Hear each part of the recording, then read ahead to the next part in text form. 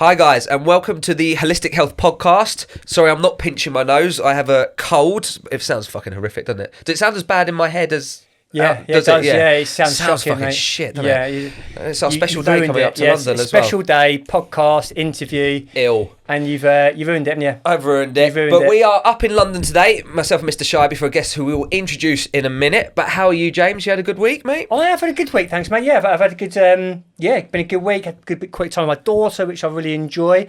And coming to London, we get a bit of time out there, sort of office as such, don't we? We do. Which is good for us. We have a little catch up. I thought we'd have a good little chat on the way down about perceptions from the outside. Yeah. A little chat, wasn't it, on the way down? We always have a good little conversation, me and you, don't we? Well, sounds fucking boring, doesn't it? Sounds boring. What should we talk about today? Let's talk about perceptions. Perceptions. It's how we work, isn't it? It's the excitement of our life. I don't know why anyone listens to this shit. I know, why listen to this? Absolute bullshit. But actually, I thought it was a valuable point that we were bringing up together. Yeah. About how we would, mate. How we've all made it. We've got biased. You know what? It's my point. That's a good point, Dan and James. But what we were saying was how we all assume or kind of guess what someone's situation is from the very surface level information we see. Yeah. And amazing when you get beneath the surface and have these conversations that you get to find out a bit more about people and context, which is why I love this podcast and why I'm excited for today's interview, because I'm sure our guests will be able to offer lots of insights beneath the surface that you don't always see on the outside. Yeah, I think something, especially with coaches, which I'll leave this now until we get the conversation with our guests, because as coaches, you really get to see behind the doors, don't you? So it really opens up and you get to understand how people, the way that people project isn't always what's going on underneath, and there's 100%. Normally a reason for it. And it's a way to understand that and gain empathy. It's nice to cut beneath the surface of the bullshit sometimes. Everyone's just going to have a kind of hat they're going to wear to cope through life. And sometimes when you kind of get beneath that surface, I just find it so valuable. And it's one of our biggest passions since we started the podcast, isn't it? Hence why we do come up to London like we are today. And we have these conversations because we get to have real conversations with good people. Real conversations with real people. And got a real person today. Right, yeah, we've got a real person. Not like a blow-up doll like we had last time.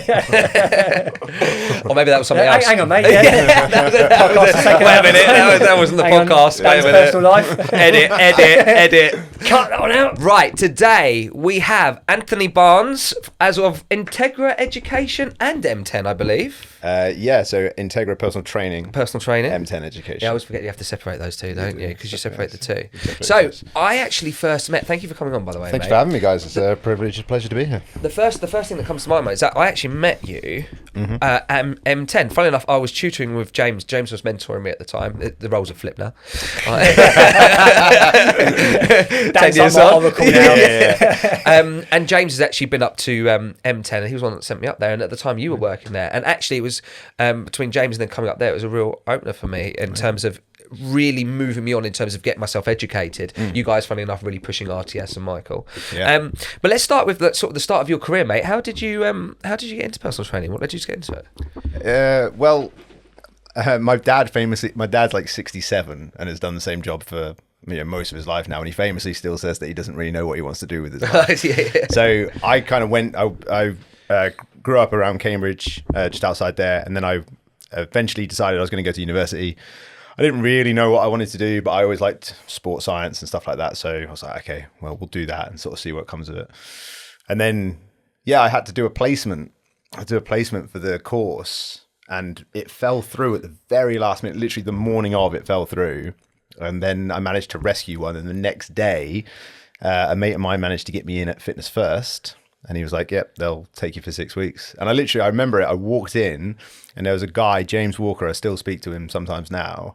And he was personal training somebody. And I thought, that's what I want to do. Oh, cool. It was amazing. It was such a... I'd never had personal training before. I'd been to gyms and stuff, spent a lot of my life in gyms. But I walked in and I was just like, this is what I want to do. This is what I'm going to do. And I kind of chased it from there. And then fast forward, obviously we'll get to that eventually. But so that Fitness First was in Kirkstall in Leeds.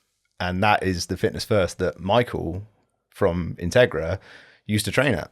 Complete coincidence. About 19 years before I was there, when I first met him, I told him about Leeds and stuff because that's obviously where he's from. And that he was like, "Oh, Fitness First on Kirkstall," and I was like, "Yeah." And he goes, "Yeah, I used to train there." I was like, "Well, there you go. And now I work there. So because you've actually been one of the things, you've been all over the place. 'Cause obviously, you say you're from Cambridge, but how did you get into this? Is now people listening. This is for my interest now. Actually, I don't really give a shit. It's just me. Fast forward the first 2 minutes. I don't give a shit, but it's for my interest. Yeah, it's more interesting. This is interesting. So how did M10 come about? How did you end up there? Do you want the long version or the?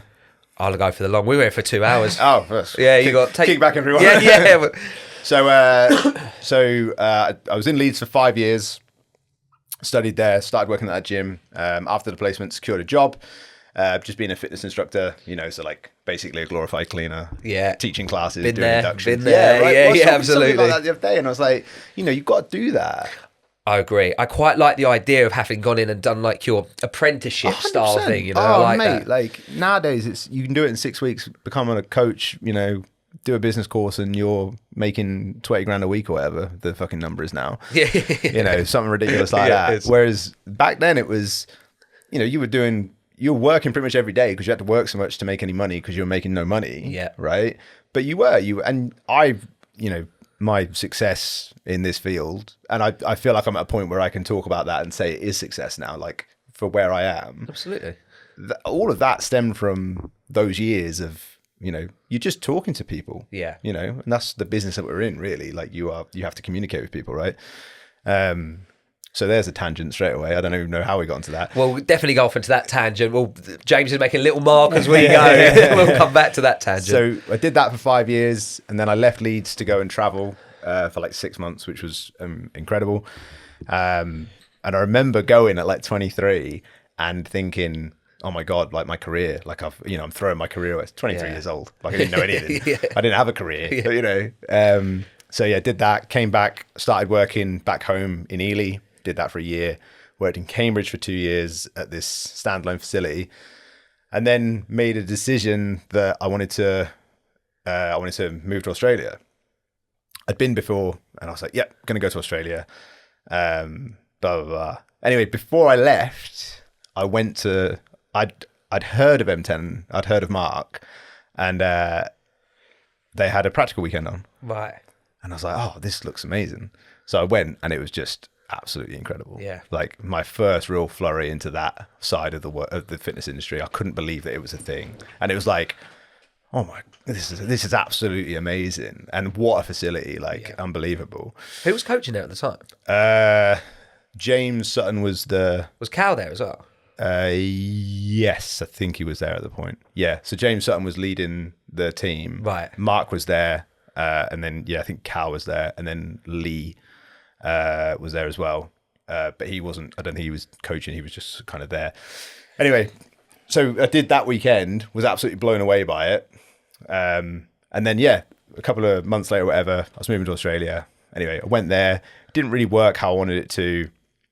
I was doing that whole finding myself kind of thing. And then I remember I was sat in a cafe, and Mark put an Instagram post up saying we're applying for junior coaches in Nottingham. And I was like, I've got to go for it.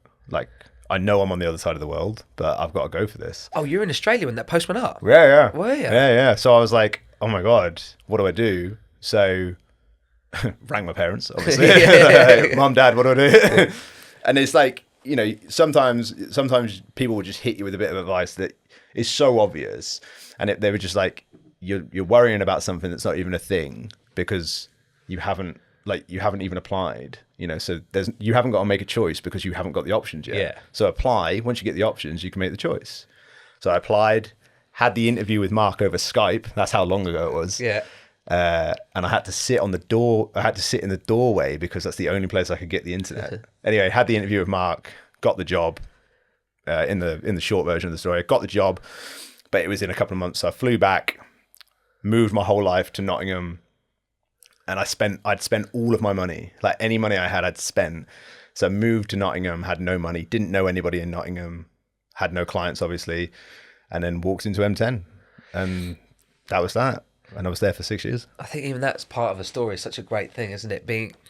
Having that opportunity, because a lot of people in that might take the safer option, where they think, actually, no, it's easier for me to stay either in Australia or maybe stay in a gym where I've built a client base. But I know there's more out there to learn. I know you obviously sound like you're really inspired when you went to M10. I was as well, mate. When you guys doing the course was amazing. But being able to just take that chance at that age and just do it, it's great. And I'm guessing you enjoyed every minute of it. I loved every minute of it. Yeah, 100%. It's one of those things that I look back on it now and it's like, obviously there's really, like, I went through so many like phases, I suppose, at M10, because I was like 27 when I joined, right, and 33 or 32 when I left. And they're really like formative years in terms of your career. Yeah. And I was like proper wet behind the ears when I first got there. I'd had experience coaching people and stuff, but I didn't really know what was going on. And so those first 3 years were so transformative. It was ridiculous. But my life was work at that point. I didn't really do anything else. And again, much like coming up through the ranks, I think there's a period of your time where if you're gonna go places, then you kind of need to do that. I don't advocate it as such, but there's a time and a place. But I remember walking into M10 that first time, doing the weekend, and walking away and saying, if I ever get the opportunity to work there, I'll do anything to make it happen. And then obviously did. And then fast forward through M10 and I started going to see Michael at Integra for RTS. I had the exact same sensation. Right. I walked in and I was like, wow, I can't believe there's another level to this, because you think you know something. Yes. And then you realize, oh, okay, yeah, there's other stuff here. It's amazing, isn't it? That's great for keeping you humble as well. Not that we're saying everyone's getting above themselves, but knowing there's always more levels and working with people at higher levels, it always keeps you humble and hungry to learn more. Yeah, how did the job in Integra, so to bring your career currently up to date, before we move on, dive into some of these subjects, how did the job at Integra come about? Very similar. Right. Yeah, so I came to Integra, I can't remember what year it was, and did RTS the first time. Then I did it again. I think the second time I did it with Jawade. And then I came back and did it a third time, I think, because every time there was just something else. And also, like, you can't remember it all. No, it's just impossible to remember it all. So there was always something else. And then Michael launched the Integra project, which I was a member of. I was one of the founding members, so I just wanted to be in it straight away. Yeah. So I was really regular with the education and stuff. And then I came to a weekend or a day or something like that. And I just asked him, I was just like, oh, so what's the plans, for the team, yada, yada, what are you doing in the gym? Like proper prying, thinking I'm being dead subtle, about as subtle as a brick through a window, I imagine. And then he's like, yeah, we're thinking about expanding and we want to do this stuff and blah, blah, blah. And it's weird how it happens, because I happened to be going back to my parents that night for some reason. And I had the same conversation with them. And I literally sat in their kitchen going, I think I want to apply. And they just said, well, you haven't really got an option at the minute. So apply. If there's the option there, then you can make the decision. Absolutely. So I sent Michael an email, and he took all of 24 hours to respond to me. And as you can imagine, it's the longest 24 hours. You're like checking your phone all the time. And he was like, yeah, him and Roberta were like, yeah, we'd love to talk. And then went for the interview, and obviously we knew each other for years because of all the time I'd spent there, but never in like a professional capacity. And then got the job, and that was that, really. Here you are. So you now moved to London, have you? Yeah, and then I uprooted everything and moved again. So some interesting things to dive into. Yeah, I see you scribbling away. Yeah, I suppose lots of things jump out at me there. I think you mentioned your parents quite a few times. It sounds like you've got quite a good relationship, sort of. They're brilliant. Yeah, they hi, mum and dad. And all my sisters as well. Hello. Yeah, got to do that bit. Yeah, got to get them in. Got to get that bit. Yeah. I don't need to mention the nieces and nephews because they're too young. They're too young if you to want. hear this. Hi, kids. If your mum and dad are making you watch this, hi, kids. We've got a really good relationship with them. I got a lot of my work ethic from my granddad and from my nan and granddad and my mum and dad, and that's something that's kind of filtered down into all of us. So yeah, it's a pretty solid relationship with them. And you know, going to them for advice for stuff, it's not something that I do super frequently. So whenever I do, it kind of, the potency remains, if you know what I mean. Yeah. Because I'm not constantly. I have a really good relationship with them, but I do not speak to them every day. Yeah. No. You know, I'd never have. It's just not a I'm thing. the same as well, mate. Yeah, So- you know.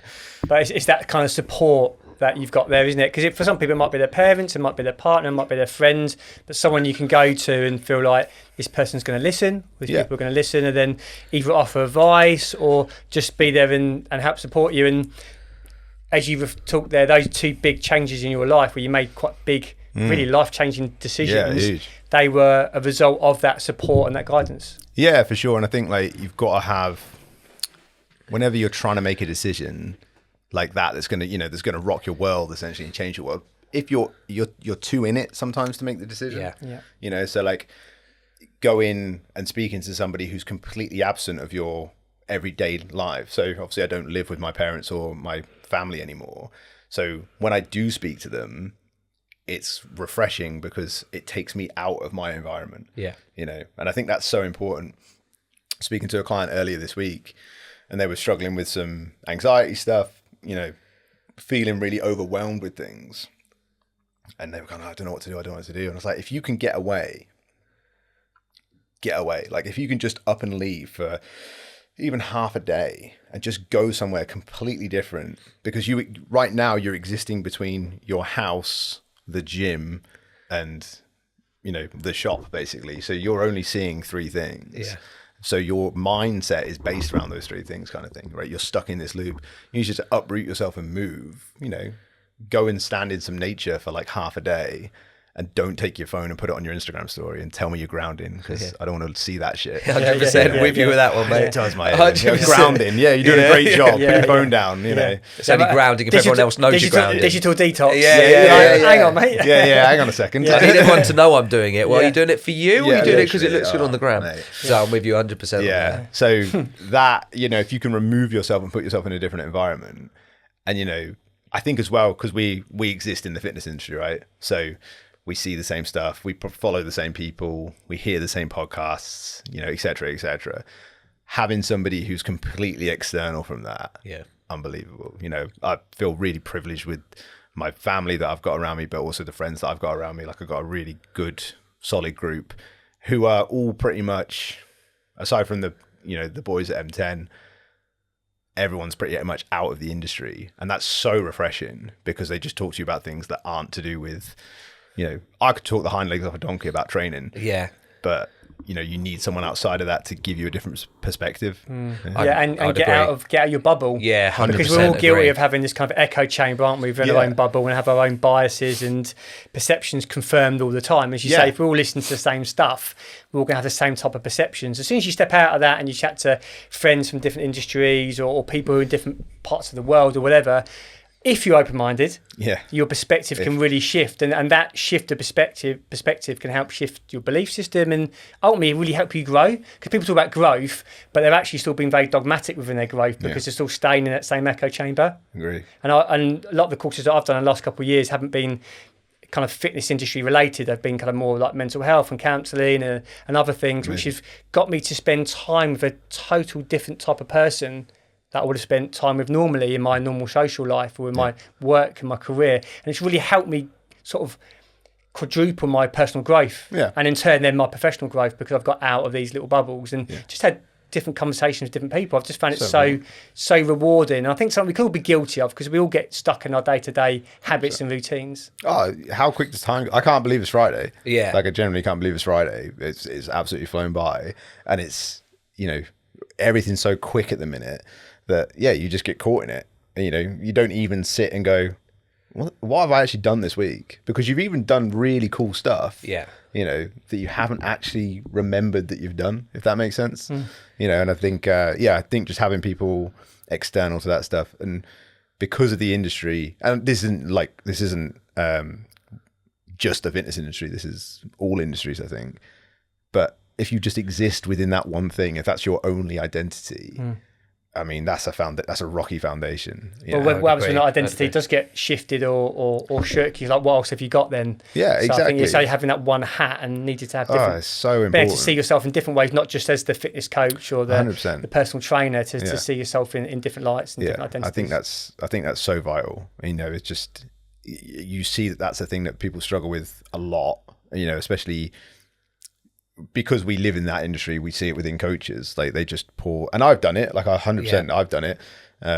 I poured my whole identity into being a personal trainer, but it was just me escaping the other stuff in my life. You know, I just didn't want to deal with that other stuff because I mean, we're going tangent here, but it's okay. Yeah. It's all good. I think I spent a lot of my 20s, like mid to late 20s, confusing strength and stoicism. Right. I think that was a real thing. And I see that with a lot of people where they think that strength is, they think stoicism is being strong because you're not dealing with emotion and you're not feeling things. Rather than vulnerability, let's say. Exactly. Whereas real strength, because like I would say to clients, right, have a mantra, right? So you've got to have something that's going to get you through, because it's all fine being motivated when you feel like doing it, but when you don't feel like doing it, what's the thing that's going to get you through it? What's going to make you do it, right? So my mantra to myself was always be stronger, but that doesn't mean man up and get on with it, right? That means be strong enough to know what the right decision is, right? So be strong enough to go, today is not the right day to train, right? You're allowed to leave the gym early today, go home, go to sleep, come back tomorrow, you'll be fine, right? Whereas back in my like mid 20s, I'm like, absolutely not. That can't be a thing. I'll take more pre-workout. I'll jack myself up and we'll fucking have it, you know, right? And I'll break myself, you know, because that'll get me over this thing, right? And you're just digging yourself a bigger and bigger hole, right? Whereas now it's very much like, be strong enough to make the right decision. So be strong enough to know when you're trying to give yourself an out and go, right, come on, mate, you've got to get on with it. But also be strong enough to go, right, what's the reason that you're doing this thing? Or be strong enough to ask somebody, I don't know what the answer to this is, or I need help with this. Yeah. Right. That's strength to me. Yeah. You know, and I think that's a huge thing that we see, across the whole population, not specifically just in the fitness industry, but I think especially as men, we see it a lot as well. What were you sort of running away from when you were just creating your whole identity around one thing? I think the same thing that everybody runs away from. You know, like, you don't really know who you are. You know, you don't know yourself. When you don't get taught that stuff as a kid. No. You know, you don't get taught that stuff in school, which is understandable because it's complex, you know, and that's why there's professionals for that stuff, right? But I think I was just, you know, refusing to deal with any problems that I might have had, you know. And there's that whole thing about I escaped into work, right? So some people escape into food, right? We see that happen. We've all worked with clients where that's happened, you know, which is why it's so fucking annoying. I was going to say frustrating, and then you can swear on here, by the way. I know, but my mum's going to watch it. Well, I apologise for my swearing. But it's so fucking annoying when you see people running around on social media going, "Oh, it's just a calorie deficit." It's like, yeah, you know, that's true. That is true.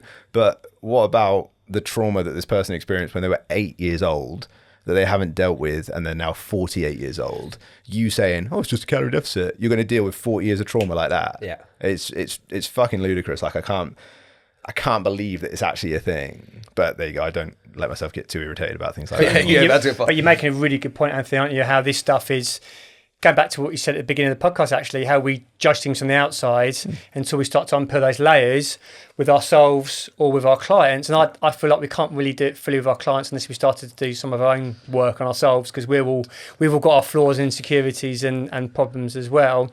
But when we're trying to help and support people, realising that just going, you know, eat less, move more, is not going to work for 99.9% of people, because they've got a problem for a reason. Yeah. And can we understand that reason? Can we sort of navigate that as a partnership? You know, you also said earlier on about kind of relationships and relationship building and how you've been successful in your career.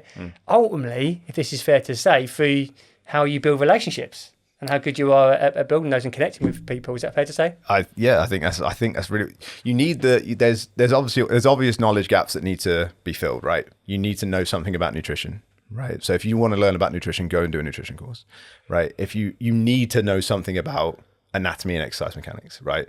So you need to go and do those courses, absolutely, fundamentally, because our job is to deal with that stuff. And you're so right.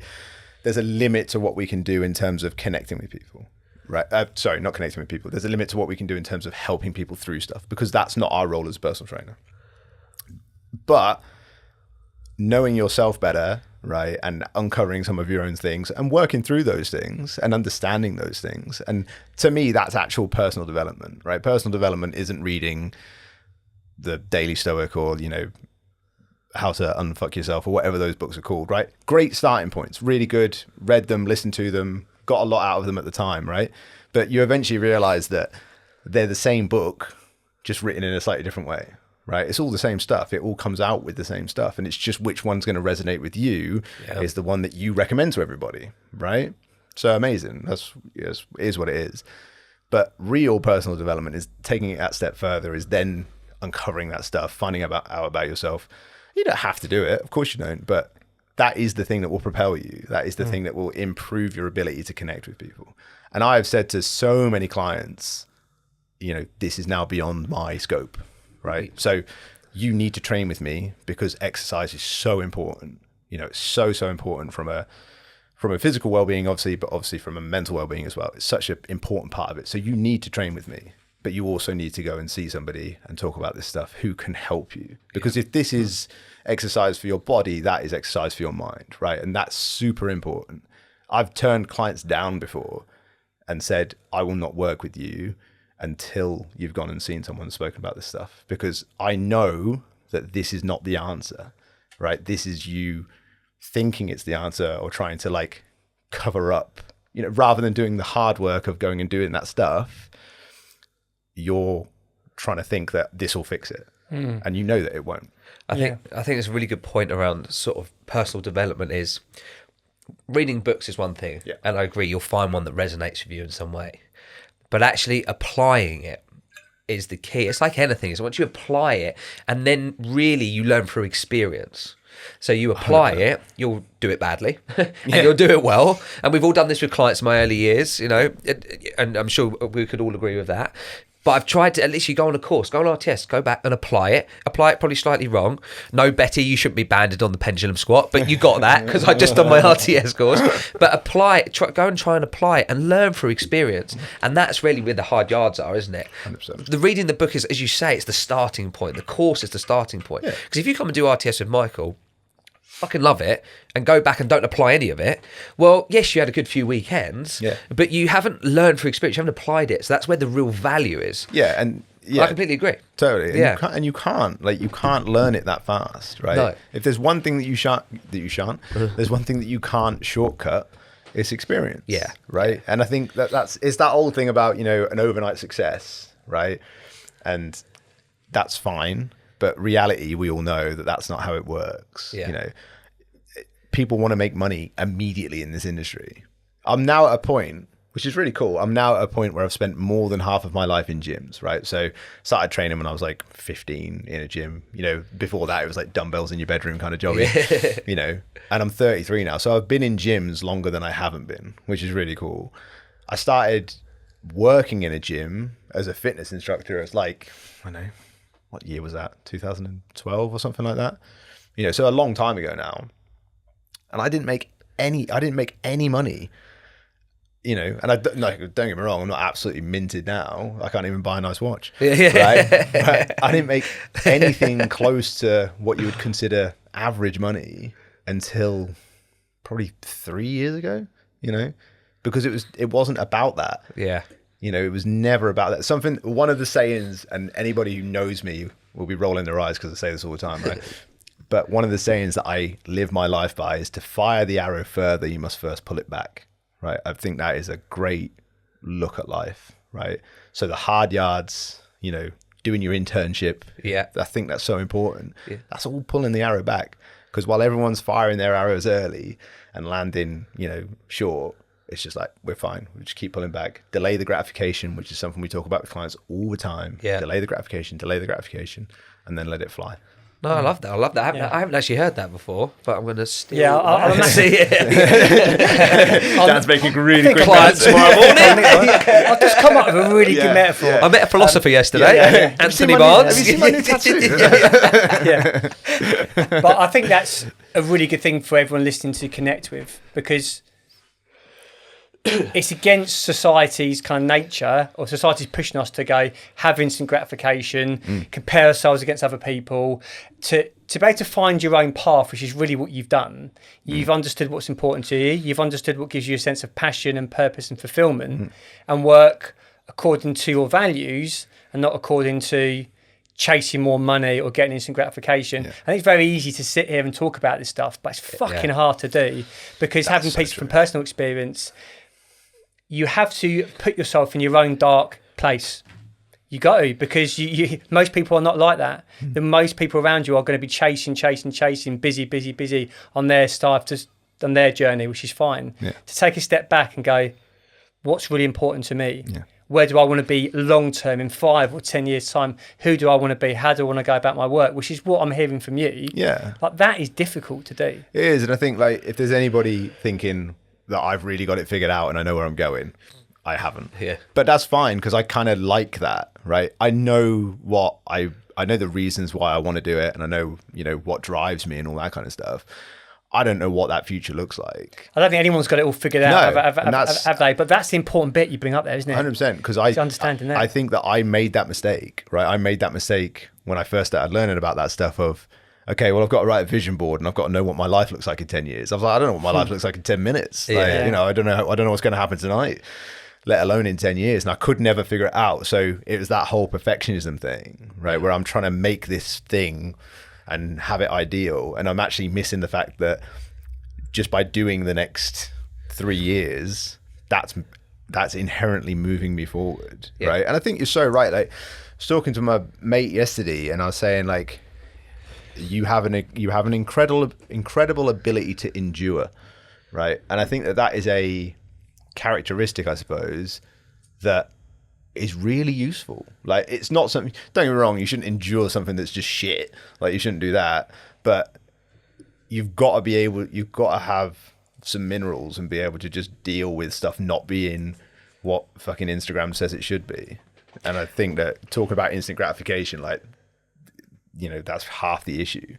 It's building that resilience, isn't it? And you do that through adversity. We always talk about, no one else does, but where you really see someone's we created it. We actually figured this out. We said no one's got it all figured out. Actually, we do. We're just trying to be humble. It's our podcast anyway, so we'll say what we fucking want.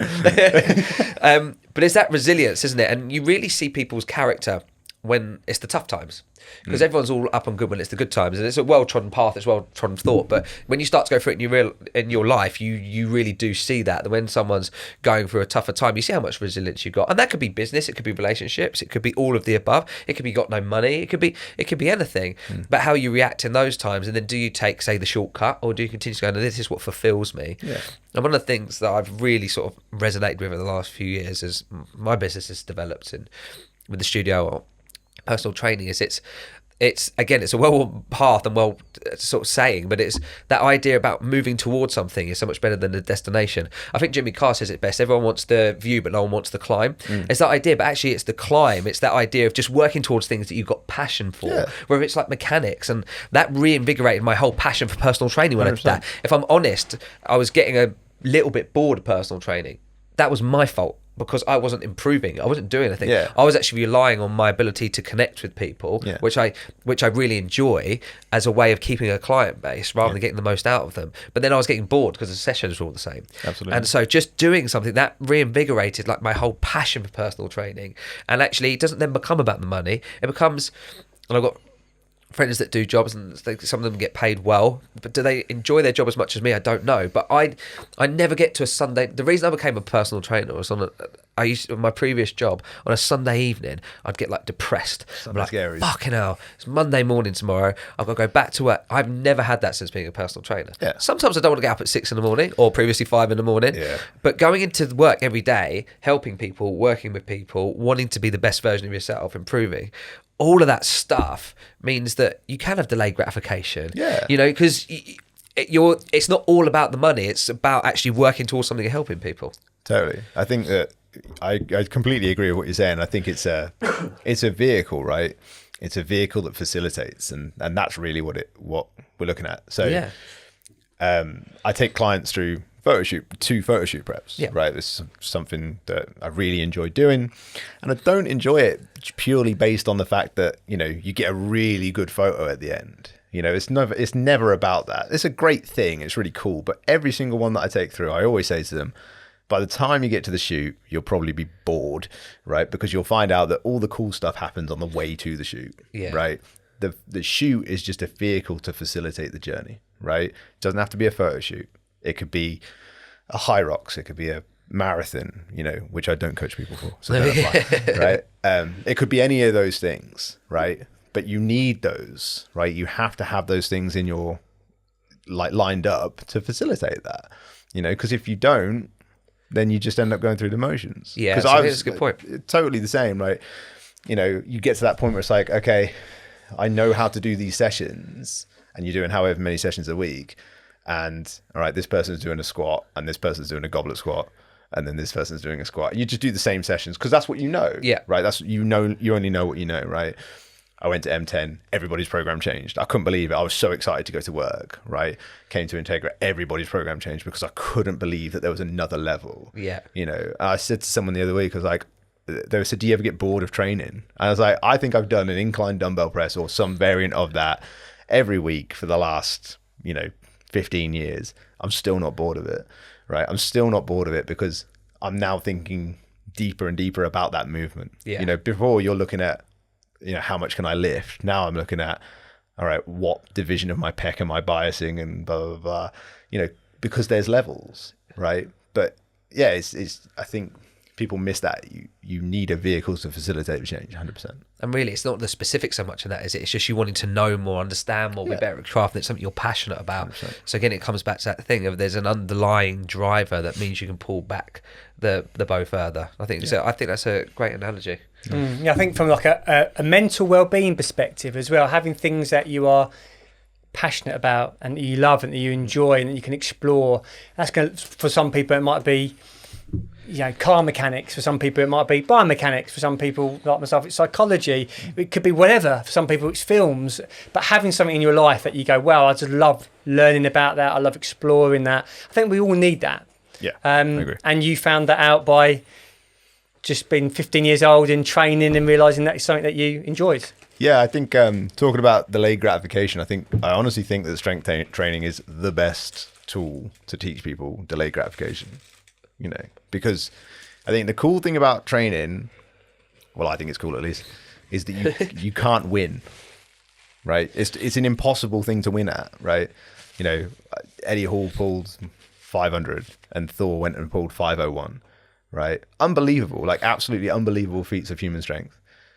But there's always 502, 503, 504, and so on and so forth. You never win. You'll never lift everything, right?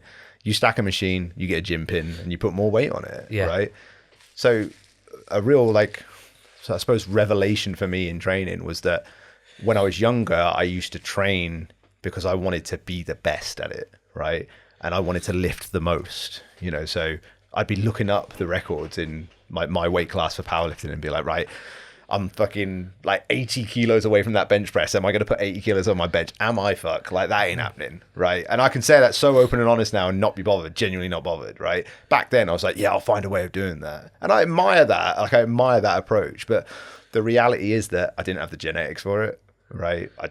It wasn't going to be it. You know, the people who were the top of that game were going to be the top of that game, right?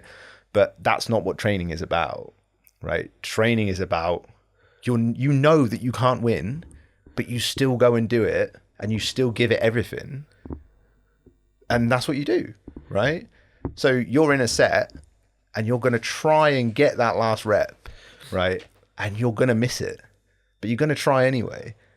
And there's a weird feeling when you flip it or when you think about it like that, because you're literally training, not all the time, but sometimes you're training to absolute failure, right? And that should be a negative because you've missed. And, you know, clients will do that. Yeah, they will. Right? They'll miss and go, oh, no, I failed. So we don't. Yeah, you have. Yeah. Yeah. So we don't do that with those clients. Yes, right. absolutely. We don't train those clients that way, right? Because we don't want to reinforce that. If I got there and I failed the last rep, I'm getting off going, that was amazing. Yeah. That was absolutely amazing. Like, I'm so happy with that performance because I literally went till I could not go anymore. And then next week I'm going to come back and I'm going to do it again. And then again and again and again. So I know I'm not going to win this thing, but I'm going to keep turning up and doing it anyway. Yeah. There's no end point. Yeah. And people are like, what do you mean there's no end point? I went, well, it's you against you. Yeah. All this stuff in life is you against you, isn't it? Really, Yeah. You know, even though all the comparisons we have is ultimately just a reflection of our own insecurities often, and the things that we compare most about, the things that we don't feel good enough about. Yeah. And realising training is such a great sort of metaphor for life, isn't it? Really, if you can find something that just doesn't really have an endpoint, that you legitimately enjoy for its own sake. Yeah. Because if you're always saying, "Oh, I'll be happy when," you're making your happiness or your success conditional when you've got a certain amount of money or a certain amount of clients or a certain body weight, and that's just a never-ending journey because it's coming from a place of insecurity and pain. Absolutely. But when you come from a place of love and joy and security and fulfillment, you can just enjoy the process, which is a cliche, but it is enjoy the process because it's far more rewarding and valuable than the destination that ultimately is just a random point that you've picked. Yeah, completely arbitrary, right? Completely arbitrary. You know, and I think that I totally understand when people walk into a gym and they just go, well, it's a room full of metal. I totally get that because they have no connection to it, right? But when you used to walk into M10 or when I walk into Integra, it's like, well, this ain't a room full of metal. You know, stuff happens in here, right? That would be the same. And again, I totally get this. I totally understand this. But that's the same as somebody going, why is anybody bothered about football? It's 22 blokes or 22 women kicking a ball about on a big field, right? But it's the most famous game in the world, you know, and people dedicate their entire lives to it because of what it represents for them and what it means to them, you know, like that's where family and relationships are built, you know, watching football games, and that's incredible. And if that's their thing, amazing, that's their thing. You know, I do think that everybody should do some sort of resistance training and not necessarily every person needs to go to a football game, but for the sake of this, you know, the analogy of this, it's what it facilitates, it's what it represents. And I think it is, you know, there's nothing, that whole thing about everything, the thing that everyone's got in common, they say death and taxes, right? You'll always end up paying taxes, and, you know, not to be too morbid, but ultimately we are all going to be here for a certain amount of time and then not be here anymore, right? And, you know, the gym is just a really cool way of looking at that. You know, I'm literally going to do this until I cannot do this anymore. Yeah. I think one of the things you're talking about as well is that, like, you're inspired by your environment. Yeah. Because that's such a big thing going forward. If you come down to, we have 2 studios now in Tunbridge Wells, and the second one is basically Integra, because I just love the setup of the whole thing. It's just full of Cybex stuff. But it's when you go into a place of work that you do find inspiring. Again, it's another place that helps you move forward and want to progress versus somewhere that's just not inspiring. Let's keep it polite. And also the people that you're surrounded by. Yeah, and so if you're in an environment, you're creating an environment that is going to get the best out of you because you're surrounded by people. This is where an echo chamber is good in a good way, because you're all passionate about the same thing. That's one of the things about coming up on a course, isn't it? Or coming up to M10, is that I was surrounded by people that all were passionate about health and fitness and clearly wanted to improve, otherwise you wouldn't be on the course. And when you're surrounded by like-minded people, that's where it can be positive. Obviously on the other side it can be toxic, but it can be really positive. But that environment, I think, is so important if you're going to continue to want to move forwards. It's like with the football stadium, like took my girlfriend to football, and she, like, every time I walk into a stadium, you know, you can see out through the turnstile, like as you're walking past, you can see the seats. I think it's like magic. Then you come out and you see that pitch down there. My girlfriend was so unimpressed, and I'm like, how can you be unimpressed? Like, this is amazing. Why don't you love this like I do? Like, I can remember, like, the first time my dad took me to, like, football, and I remember we come up into the turnstiles and you can see the tunnels that you walk out from, the concourse onto the thing, and you can start to see the pitch. In reality, it's just a building with some grass in the middle, and you say 22 people running around, right? But it's what it represents to you. And I'd agree with you with a gym. The gym's taught me so much on my journey with regards to continually moving forward without an end destination. Actually marginal gains because we're looking at progressive overload. Just do a little bit more than last week and you'll be, it won't feel like you've moved much in the last week, but do that every week for 5 years. 100%. And that's when you look back on your career and each step of the way you go, I don't think I've achieved that much. And you look back 15 years, go, fuck me, where I started doing my pool test or whatever, getting the shit out of the pool, you know, all that sort of stuff. Scoop that out. You think it's just, each one is just a little step. But as long as you're moving in the right direction, that's all that matters, because it will accumulate over time. 100%. What's that saying? It's like we overestimate how much we can achieve in a year, but underestimate how much we can achieve in 10 years. I like that. Yeah. And just move forward all the time. And the gym's taught me that. Like training has taught me that. Yeah, it will be the biggest tell for that. Because especially you start off and you're taking 10 kilo jumps every week. You're like, bloody hell, at this rate, I'll be over Tell Paul to get the old, tell Paul to get the medal ready. I reckon I'll be there soon. I better contact the Guinness Book of World Records now. Better give them some time. They're probably busy. Be there in a few weeks, and then obviously that stalls out, and obviously that's where a lot of people fall off. But the reality, I think people see dedication as some sort of superpower. I know it's not really. It's just a consistency thing, isn't it? But it's no different to if you follow anybody who's worth their salt in the fitness industry. And I can think of a couple of people off the top of my head who are fantastic. They all started the same, they all started doing what we were speaking about, and they all have been in it for a really long time and, have seen success later in their career and seemingly know a lot. And they do know a lot, but they know a lot because of the 15 years that went before it, right? But it's no different to if you see anybody worth their salt talking about long-term investing, right?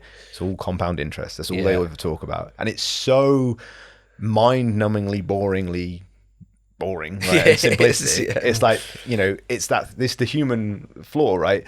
Oh, that's too simple, it could never work, right? I couldn't just put 100 quid a month or whatever into this thing and I'll make money 20 years down the line. And then when someone does the math on it, you're like, oh, like that's actually a thing. Like I had no idea. And it's the same thing with this.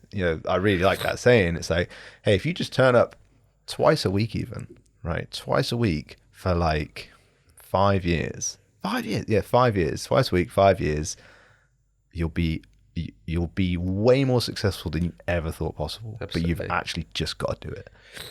You've just got to turn up twice a week for 5 years. Seems too simple, doesn't it? And it goes against, again, the Instagram message of the quick fix and the instant gratification that us humans like. I think I'm going to go back to the environment side of things, because I think what Anthony did really well is when you went into new environments, you were self-aware enough to know how that environment made you feel, and you thought about that and you reflected on that and you thought, hang on, this could be a place that I could work. And then when that kind of sort of plants a seed in your mind, that kind of reticular activating system in your mind goes, oh, hang on, this could be a possibility.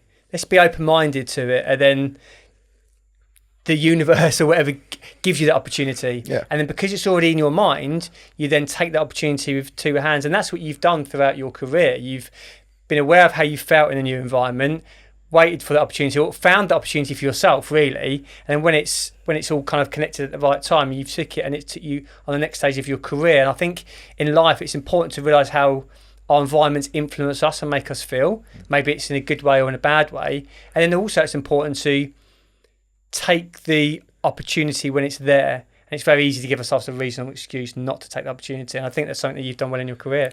Yeah, there's I want to get this right. The prize on the shelf goes to the person who's willing to stand up and take it.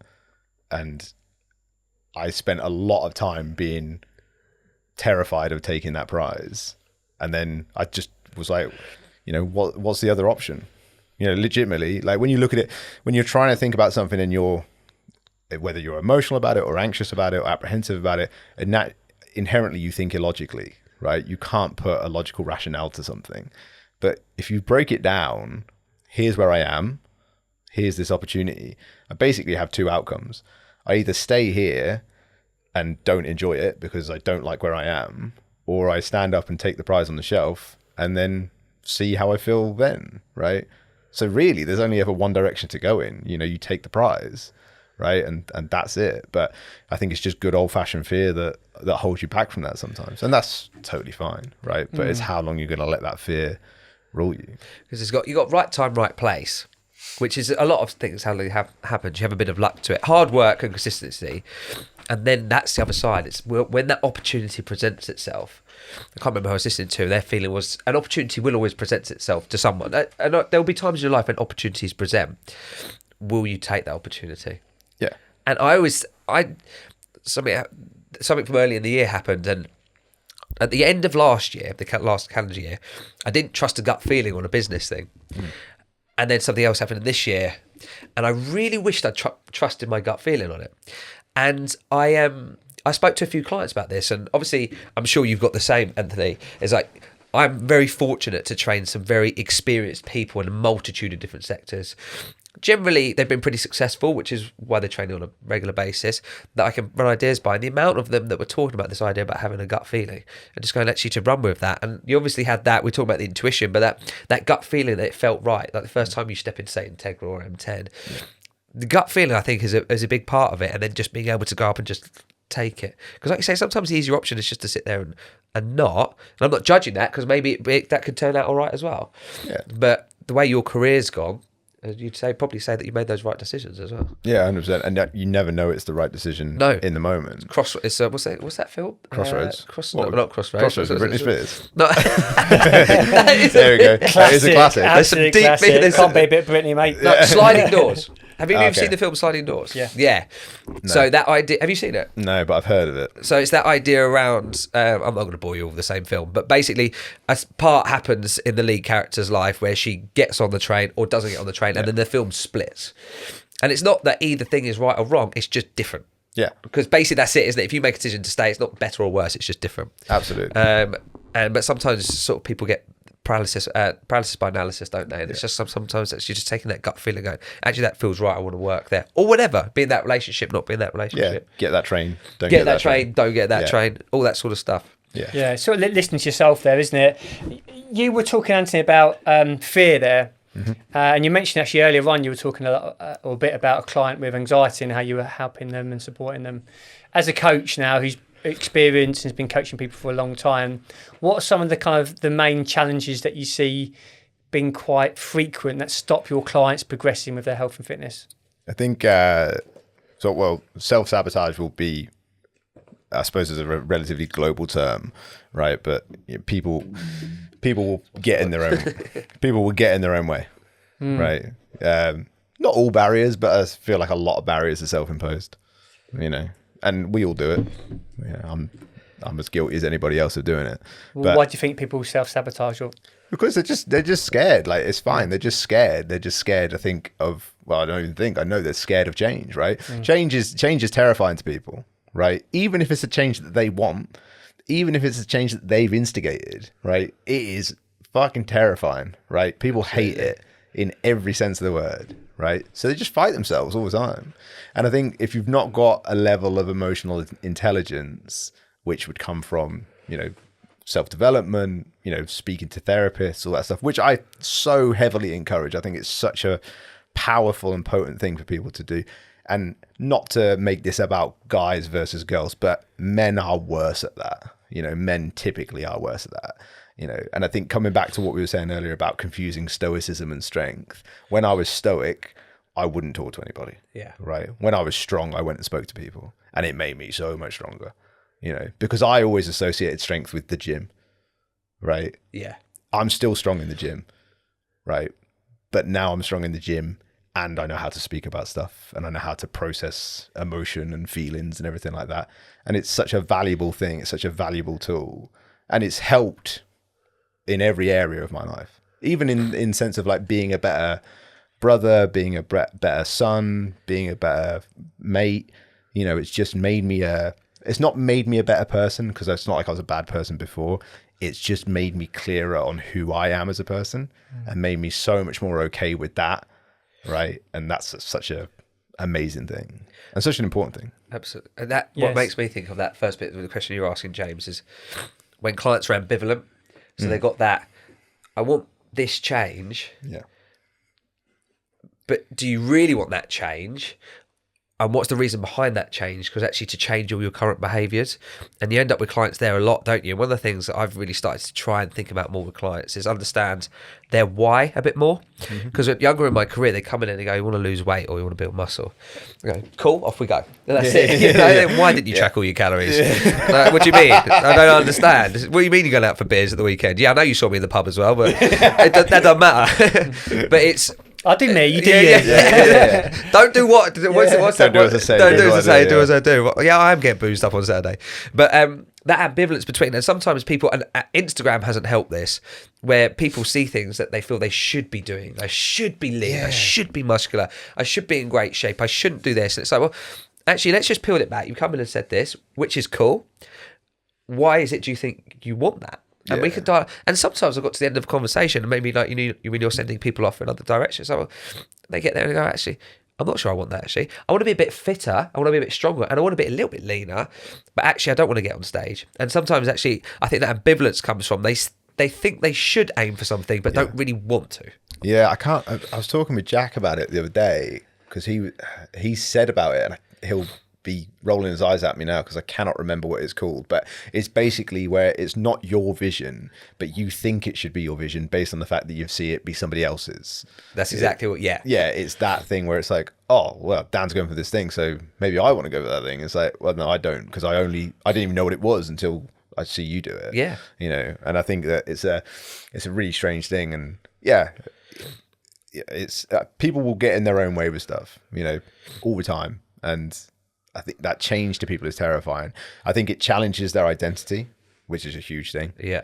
Right. Agreed. Yeah. And it's even more huge when it challenges their identity and they don't realize it's challenging their identity. And then maybe you're saying, I think this is challenging who you feel you are as a person, but they're not at a point yet where they can understand that conversation. Right. So I understand the frustration for people who are trying to lose weight, for example, but can't because they keep fucking it up for themselves. Right. So they get to the weekend and they just undo it all. Right. And yes, there's nutritional considerations of energy restriction through the week. And are you doing too much? There'll be physiological considerations and mechanical considerations. That it all mixes into the same pot 100%. But what, like you're saying, what's the why? Like, why is it that you want to do this? Oh, because I used to weigh that much. Yeah. All right. Well, why is that important to you? How did you feel when you weighed that much? Where were you in your life when you weighed that much? And it sounds like it's a lot of talking, and there is a degree of that, like there is a degree of conversation, but the reality is that most PTs are working with clients for an hour, right? You don't need an hour. General population clients cannot do an hour's worth of resistance training exercise. They can't. I think, I don't know if you think this, the amount of, and I know James will agree with me on this, is talking and understanding, especially at the start, can set the journey up so much better. If I understand better why you're trying to do it, you understand maybe, do you quite want that? Maybe those sessions where there's a bit more take time in understanding the client and helping them understand their own goal. Yes, it might feel like there's more talking than training, but actually it's going to set us up on a better path to move forward rather than just jumping in and then it's sort of falling apart later on. Yeah. And I think as trainers, I think the industry is moving towards this, is actually a little bit more understanding. Like you say, I'm not a therapist or a counsellor, but in going on my own journey, I feel like at least I'll ask some good questions and get you to think. Yeah, and that's the thing, right? I always say to other coaches, I'm like, you want to send your clients away, especially if your sessions on a Friday and you're not going to see them again until Tuesday or Wednesday of the next week. You want to send them away with a question or something to think about, or say something like, I want you to think about this next weekend, and then make a note to remember to ask them about it. Because especially if you're seeing a lot of people, it's hard to keep track of all those conversations in your head. But I want you to think about this. I want you to think about, it's been 20 weeks that we've been working together now, and you've made some progress, but I know it's not as quick as you want. So I want you to go away and think about why you first came in, why this was important to you, why do you think that you've not been as successful as you say you want to be, and just come back to me with that. And it sounds like, I think PTs, I know we're not just talking to PTs, but I think coaches fall into a trap, because I definitely did when I was younger, of not being confident which is so understandable because you don't fucking know anything. Yeah. Right? So why would you be confident, right? Because you're not competent yet. But when you're not confident, you just fill time, right? You fill spaces, so you'll talk on loads in sessions because you feel like there can't be a gap. Yeah. Right. And you'll confuse volume with value, right? So you'll just give volumes of things, right? Here's some recipe books. Brilliant. Yeah. What the fuck am I going to do with that? I've got Google. Funnily enough, I can just look this stuff up, right? I don't need a fucking recipe book of some high protein shitty flapjack that tastes like fucking dirt. Yeah, right? absolutely. Don't send me that. Send me away with a question, right? Send me away with a thought process. Send me a book. Yeah. I just send clients books all the time, right? Send them a book. Send them something that really helps you out, because that's going to be way more powerful. Send them a journal or something, like a guided journal, prompted journal or whatever, because that reflection and thought process is 168 hours in a week, right? You see a client for 2 hours a week, or let's say you get a good one and you see him for 3 hours a week, right? 168 hours. So you got 165 left without you. You can't walk around with them and slap cake out their hands, right? You can't do that. So it makes sense that those 165 hours are going to be way more impactful than the 3 that you spend with them, right? So you need to be at least attempting to challenge their thought process, right? And change how they're perceiving their world, because that is what is leading them into the position that they're in. The gym is so important. The gym is so important from a training standpoint, from a strength standpoint. I don't want people to just go and talk to their clients. That's not your job. Yeah. Right. But there is an element of that. There's absolutely an element of that. And that comes back to the experience thing. You can't shortcut that. Being able to have these conversations and have them with clients, that comes from spending over a decade now in gyms all the time, observing people, talking to people. It is. It's one of the things I spoke to. I realised is that I was trying to. When I first started, I didn't even worry about nutrition. I just thought I could beast the calorie deficit in 2 hours over 168.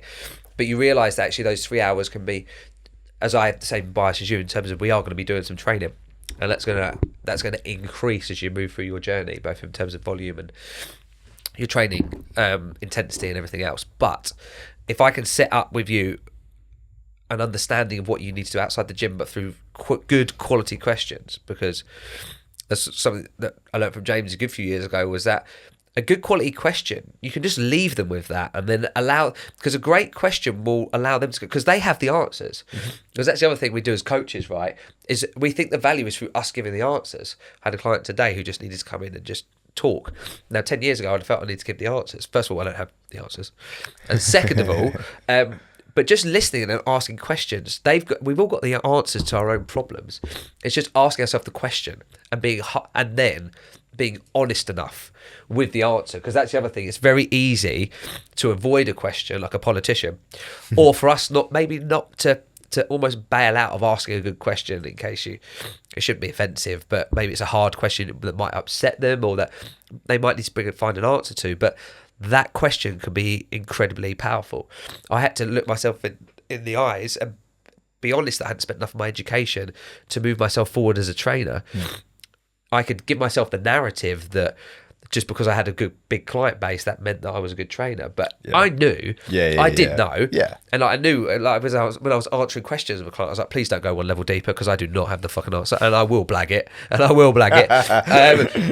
But that feeling came from a place of, I was frustrated with myself for not taking that to go and try and progress. And it took mentoring and asking the right questions to open up. And then once you open up, you're able to then go and make those adjustments. And I think then I try and use that for clients. It's like, right, if we're not moving in the right direction, I'm not here to judge you. No. If you haven't lost weight, you haven't lost weight, if that's the goal.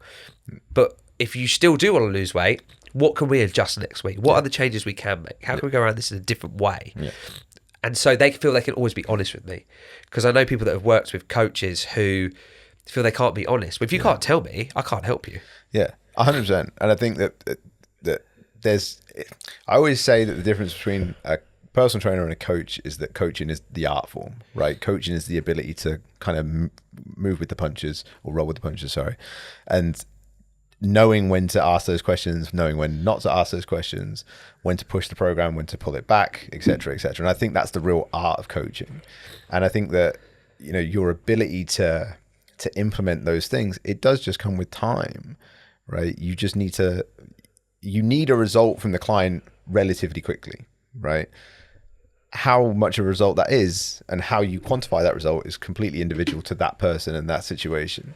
But you need a result relatively fast in order to buy the client in, right? Because if you know it's going to take 4 years, and it does for some people, which is totally cool, right? It's actually fucking awesome, right? But if you know it's going to take that long, you need to get something within that first couple of months that's going to buy them in, right? Because you know you've got some layers to go on. You can't go 4 year deep in 4 weeks, right? It's just not feasible, right? Because you've also got to build that trust. It makes me laugh when coaches will say, oh, I think this client's lying to me. It's like, how long have you been training them? 3 weeks. It's like, oh yeah, of course they are. Yeah. Like, of course they are. They don't know who you are. Yeah. Like, why would they talk to you about this stuff? Why would they bare their soul? Simon Sinek said about, and I think this is phenomenal, he's like, people confuse vulnerability and broadcasting, right? I think that is so true, right? Because I will not say anything vulnerable on this podcast. Because of course I won't. Like, it's going to go out to people, right? I'll broadcast stuff that I'm happy to talk about, that I'll talk to anybody about. But I'm not going to sit here and be vulnerable, because why would I expose myself like that? So why would it, and because I've met you before, but this is the first time I've met you, right? Why would a client walk in and just go, never met you before, here's all of my stuff, right? I don't know you from Adam, here's all of my stuff. You'll definitely get moments. I always remember I had a client, for one session, she came in for an assessment, and she just unloaded all this stuff. Just so much stuff. It was unreal. And she turned around to me at the end and she went, I have no idea why I just told you all that. I was like, well, I think because you've just not told anybody that. Yeah. You don't know who I am. I'm a complete third party. And I never saw her again. She never came back, never contacted the gym again. And it was just, that was a one-off moment, right? Because she just exposed all this stuff, right? But people will broadcast their feelings and sometimes dress it up as vulnerability. I always think, and maybe this is just my bias and my stubborn streak, right? But I always think if a sentence starts with, if somebody's on their Instagram story and their sentence starts with, this is going to be a vulnerable moment for me, 99% of the time, it's not that vulnerable. I think it's an interesting point on social media, I think, where people, it's a bit like, what do you call it? Where you're not. The word escapes me now. People are pretending to be something they're not because they think it's like a facade. Yeah, it's a facade. But what do they call it when they're trying to show themselves as someone who's? I say the word all the time. I can't believe it's escaped my head. When they're like trying to make out that they're very charitable. It's completely gone. It'll come back in a bit. Yeah. But sometimes we talk about something completely different and it'll just go... Signaling. Thank you. Virtue signalling. It's the same sort of thing, right? Great. Well, I've spoken it to him like 100 times. And I'm saying like he should remember it, even though I've said it. Yeah. You should remember it, mate. You should remember it, mate. That's I fucking bore you with it long enough. It's virtue signalling, isn't it? It's that idea around, are you actually doing something virtuous, or are you just doing something that makes you look virtuous? And the thing with social media is it sort of rewards virtue signalling. You do this post about this thing and you look like a good person, but have you actually done anything for that thing? Because it could be anything, right? And that's almost sometimes I feel what I can see what you're saying with the vulnerability side is like, are you being truly vulnerable, or are you just wanting some likes and clicks? And who you're going to be truly vulnerable with is people that you trust most in the world and 100%. You respect, and it's not going to go any further. So I completely agree with that. Having said that, some people do flip the other way, and they obviously get a lot from it, because I've seen people on social media where they do want to get everything out there, and I think whether it helps them or not, I don't know. But they also want to help others. And so there's like a real, I could see both sides of that. Totally. And I think that's, I always say 99%. Because I always want to leave 1%. I never want to talk in absolutes except for that sentence, right? Because there are exceptions. And I totally agree. And there's some amazing people who post some incredibly exposing stuff. And it's just like, I think it's such a cool concept where you could post about something that is really hard for you to talk about, and it does help somebody else because they go, it's not just me then. Yeah. What an amazing thing to do. Mike Cooper, he won't mind me talking about this because it's on his Instagram. You know, he did I think it was a walk for mental health awareness, and he's very open talking about his struggles with his own mental health. And it was a 2-part post. I encourage anybody to go and read it. Most of his stuff's about exercise mechanics, so it's a nice break. And it was incredible because this is a guy, like, if you've met Mike, he's such a lovely bloke. He is. And he really struggled with his mental health stuff. And it's such a powerful thing that he's talking about. And you know, you just know that somebody's going to read that and feel better because they know then that they're not completely isolated, ostracized and alone, which is, as human beings, the last thing that we want to feel, right? And that's an amazing thing. So definitely there's always those exceptions. Yeah, because I sit on the same side as you. Yeah. Where generally I'm not going to do it myself. But I know for others it works. So it's an interesting thing. Yeah, vulnerability is a difficult thing, isn't it? So hard to do. What has been your relationship like with vulnerability over the years? Oh, I'm not going to talk about that stuff. No, that's too vulnerable to talk about. Yeah, too vulnerable to talk about that. I think my relationship with it, I think maybe I misunderstood what it was when I was younger. Maybe I did misunderstand it to be broadcasting, right? Where I thought that being vulnerable was probably, it was probably more attention than anything else, you know. Whereas now I understand what it is, right? I'm not a particularly, and obviously this is situational, right? But I'm not a super anxious, super nervous person. So if I do get nervous and I do get anxious, I'm like, okay, clearly I'm doing something that is putting me in a position that, you know, it's quite exciting sometimes. Yeah. You know, because, I'm doing something I've not done before, yeah. You know? But being vulnerable with other people, I think it's something that you have to practice, and you have to, I suppose, I don't know if you need to get help with it, but you need to understand that it's gonna make you feel a certain way, right? Even if it's talking to someone like your family or, you know, your partner or something like that, because that arguably they're the people who you're most scared to be vulnerable with. Being vulnerable with someone who you just meet randomly, and that's probably why some people are vulnerable to PTs, it's not actually scary. You know, it's not scary to tell something to someone who you never think you're going to see again, right? But if you're going to tell, you know, your mum, your dad, your sister, your brother, your best friend, your girlfriend, whatever, you're going to tell them something about yourself that you are scared of, and there's a tiniest slither that is going to make them not like you anymore, or not want to be with you anymore, or walk away from you or something. Now there's a threat there. You know, me and Joe, we always just talk about the fact that when we had no money, it didn't bother you, right? As soon as you make a couple of grand, you're like, you do everything to hold on to it, right? And you had a more carefree relationship with money when you didn't have any. It was because there's no danger. You know, when you've got nothing to lose, literally got nothing to lose, there's no danger, right? You get $5,000 in the bank, you don't want that $5,000 to go because you worked so hard to get it. So now you've got a worse relationship with money because it's like, oh God, I can't let go of that. You know? So I think for when people try to be vulnerable, much like change, because there's a danger there that's going to change something, right? So being vulnerable with people is really, really, really hard, like really hard. I definitely agree with that idea about sometimes the hardest thing is to be vulnerable to the people closest to you. 100%. And the amount you get opened up to as a personal trainer, I've always thought about it as, especially long-term clients, they're close enough and trust you enough that they feel they can open up to you, but you're also removed from their actual life. Yeah. There's some clients that you're more involved with, but a lot of them. So there's this trust, but also this separation that you can't get from your family sometimes, because it's the hardest. I would agree that the hardest people to open up to sometimes about how you truly feel is the people closest to you. And I think that's why we're spoken to a lot. It's the same people with hairdressers, right? Again, if you see a lot of people who... Wouldn't know, mate. Would not know. Wouldn't know. You don't open up to your hairdresser? Yeah. No, mate. No, it's been a long time since I've had a hair appointment. Look at you, they're expensive now. They're fucking expensive. I spend it on watches, can't I? But it is... that is that third party, because I think they know you enough to trust you, but you're removed from their life enough that they don't feel you're going to go and tell everyone that they know. Yeah.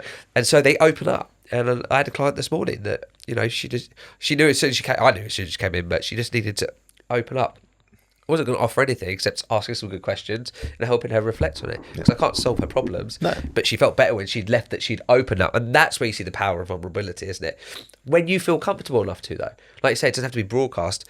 I don't particularly do it on this podcast, but that vulnerability, the amount of times you feel better afterwards, you can see the power of it when done in the right way. Like you say, previously you wouldn't think about it like that because you thought it was almost a weakness. Yeah, 100%. I definitely made the mistake of thinking that vulnerability meant I was weak because of the wording, right? I can't be vulnerable because that's weak, and weak is against everything I believe in, right? Because I'm just about being strong, and whatever that represents, and it's just the reality of it is so the opposite of that, But it's how we get brought up, isn't it? It's sort of, I having a military background, I definitely thought that showing vulnerability was being a vulnerable person, and vulnerability was weakness. And you just you won't strong man if you were showing your vulnerability. And to go kind of like full circle to what you were saying at the beginning is, as I've understood more about it, takes a lot of strength and courage to ultimately what you're doing is you're showing a part of you to somebody else and not knowing how they're going to take that. Yeah. How you feel, an insecurity, a thought, something from your past, whatever it might be. Yeah. And to share that with someone, I agree with what you guys say is that, you might do that with someone who you don't know. It might feel more comfortable. To do that with someone who you trust builds amazing connection with someone, and the quality of the relationship and the depth of that connection can be incredible, but it's very difficult to do. And you can see why a lot of people can come to almost a blocker with their connection and their depth with other people, because they can't ultimately get to that level of vulnerability, and then they miss out on that connection, which is a really important human need. There's a guy, I cannot remember, I'm sitting here because I totally agree, and I'm racking my brain trying to think of his Instagram handle. Ironically, one of the useful things on Instagram is this guy, and I can't remember who he is. But he wrote a book. I think his book was called Real Men Cry or something like that. You guys would have both seen him, and he's a martial arts instructor, and he works with kids in the States. And the guy is amazing. He is amazing. Like, you watch those videos, and you're just like, that is what young people, not just young men, but young people need. Like, that is what so these kids are like doing karate or whatever the martial art is, mixed martial art, and they're crying, and he's grabbing them aside and saying, why are you crying? It's good to cry. It's good. And he's just encouraging it, and he's like, you being a man is being able to cry. It was actually incredible to see how he speaks to these kids, because you just know they're going to grow up knowing that that's all right. That's a cool thing to do. And there's it's interesting in it, because communicating with people, I think, is so situational, right? And contextual, and reading that person. So guys who are resistant to letting their emotions out, they want to do it in private or whatever, if they cried in front of you and you said to them, hey, that was really strong what you just did, they'd probably rebuttal against that, because they don't want to draw attention to the fact that they've just done this thing. So you wouldn't say that to that person, right? But it is such a amazing thing to watch this guy communicate with these kids, and knowing that people who would say, oh no, real men don't cry because real men are strong, this guy will kick your ass, right? You would not stand a chance against this guy, and yet he's strong enough to cry. Yeah. And I just think it's such an awesome thing to see. Hopefully that's the thing that gets and because he's out a bit more. Because in that context, I don't actually know who you mean, but you have to get his name for me. Yeah, I'll find him. Because he's strong with his emotions. He's able to be there for others and validate their emotions. 100%. And often when we're not comfortable with our own emotions, we can't handle other people's emotions. Like, I can't even handle my own. So fuck your emotions, whatever. Just get a grip of yourself and let's crack on. And the better, it's a constant journey for me, as I'm sure it's for everyone. But the better relationship with my own emotional well-being, the better I am with other people's emotions. Especially now, what I do from a mental health and counselling perspective, it's really important I can hold space for other people's emotions and what's going to come up. But if I don't have a good relationship with my own emotions, then I'm not going to be able to hold that space for others. Yeah, and I think if you're in the wrong space and you're trying to hold space for other people because you're seeking a validation or like a use, almost like a purpose, you hold too much space that you then violate your own boundary, and burn yourself out, right? But I think you just said something there about validating emotions. That's something that I speak to clients about all the time, right? Because when the first ever like therapy session I had, I said something like, "Oh, it's silly, but," and she just caught me straight away, and she went, "Just so you know, your feelings are valid. We don't say that." And it was one of them things where it's like, that will stay with me forever, right? So now, if a client ever says that, we catch it, right? And they all know, because now, once I've coached with them for long enough, they'll say, "It's silly, but," and then they catch themselves and go, "Oh, okay, it's not silly," you know, because they won't let themselves. I'm like, if you tell yourself it's silly, if you say this is a silly thing, but it's really upsetting you, or it's making you do this thing that you don't want to do, how can it be silly? Yeah. Right? How can that be a silly thing? If this is really like getting you down, it's not silly. And it's that whole thing about, you know, people's relationships with themselves. But if it was your best friend or your wife, your husband, whatever, and they said it's silly, but the first thing you would say is, "It's not silly. You know, that's not a silly thing." So you've got to be able to say that to yourself. Yeah, you've got to have that relationship with yourself, haven't you? It's easy to fall into, and clients will do. They'll say, "I shouldn't feel this way. I shouldn't feel this way." And I will say to them, it's okay to feel what you're feeling. It's okay to feel sad. It's okay to feel angry, anxious, regretful, whatever emotions you've got. That is okay. That's healthy to feel those emotions, whether they've picked that up from other people have told them, "You shouldn't feel like that. You shouldn't feel like that." And that's not having your emotions validated. Then you're like, "Oh, maybe I shouldn't feel like that. Yeah, you're right. No, I shouldn't feel angry." And then that leads to a bad relationship with the emotion, leads to a bad relationship with yourself. And you can start to see how people can go down this kind of sort of negative cycle of their own mental well-being ultimately. Yeah. Do you remember when we had a guy called Johnny Lawrence in here who's called the self-development coach? Really interesting guy. And he said, there's a reason that we cry, otherwise we wouldn't cry. And it was like, you cry when you're happy, you cry when you're sad. I must find out. He was going off to do a journey about that, wasn't he? In terms of, I never really thought about it like that. It has a purpose, but it was just a release of emotion, because people cry when they're happy, right? They could be at a wedding, or if England ever fucking win the World Cup, new manager could be happening. Here we go. Yeah, I'm not. You're not confident? We're just about to go football chat now, aren't we? Well, mine will run out really quickly, so it'll be a really quick chat. Really quick. But if England ever win the World Cup, You'll cry. Would you cry? Would you cry if England won the World Cup? I find it really weird because I don't follow football like hardly at all anymore, but I always get into international during the summer tournaments. Oh, mate, I love it. But I get so into it still, right? And when it was the Euros, we got knocked out, I FaceTimed my mate in Leeds, and we were just like, oh, I can't believe it, mate. And I had to go and do the washing up, right? I just needed like 20 minutes. But people were depressed about that for, days on end. Yeah. It's funny how your emotions with that get heightened and dumped down, isn't it? With when you buy into something so much. Because again, it's 22 people kicking the ball around the field. But I just thought it was interesting with regards to, there's obviously a reason for it, and he was off to find it. But it's a release of emotion. So it's an important thing to do, is the point. Don't hold it in. But yeah, that's... we always get us crying, don't we? Yeah. We always get there. I want to bring back to something, because we were talking about blockers and challenges that clients might I thought have. we were going to talk about exercise mechanics for a second. Yeah. Got excited. We were going to swing into I don't know if I would just be interested in it. Do you want to do some moment arm Me stuff? and you do some moment arm stuff. Yeah, maybe you two can talk about that over dinner, and I'll get the early train home. But the force angle on this. Yeah, as you were talking about identity earlier on, I would think that's a big thing for why people struggle to change long term, because they're changing a part of themselves that they probably haven't ever done before, and they've had a way of living, a way of acting, a way of behaving that's become part of them. It's become their identity, and as coaches we're trying to navigate a better path for them to help them let go of that. And as you used the word self-sabotage earlier, and I think that's a really appropriate terminology to use.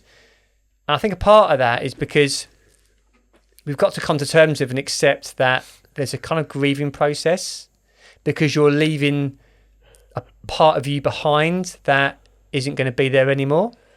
And that can be really difficult for clients. And I suppose we're thinking about behaviours that are more stubborn, behaviours that have been around for decades and decades and decades. Letting go of that is difficult, and it's a tough journey to go on. Yeah. So when you say leaving part of you behind, do you mean the behaviour or the part of the person? They're potentially leaving the behaviour behind. It depends on the context, because they don't have to. It's not all or nothing. No. It's not like you leave alcohol behind forever. Yeah. But there could be a certain relationship with alcohol that they leave behind. Yeah, for sure. I mean, as you said, this is all very context dependent. 100%. It's more of a philosophy than a specifics here. But there's a change, and change involves moving forward, and it means you're not that person anymore. If someone is, let's say, 10 stone overweight, that person who was 10 stone overweight is going to be different to that person that they are now 10 stone lighter. It's a different person. It has to be. They've changed, they've grown, they've developed. And it's an amazing journey to watch someone go on, but it's a very difficult path to navigate. Yeah, I think it's an uncovering. That's always what I think about it, is I think that when somebody makes a transformation, and people think transformation means get fucking shreds. Yeah.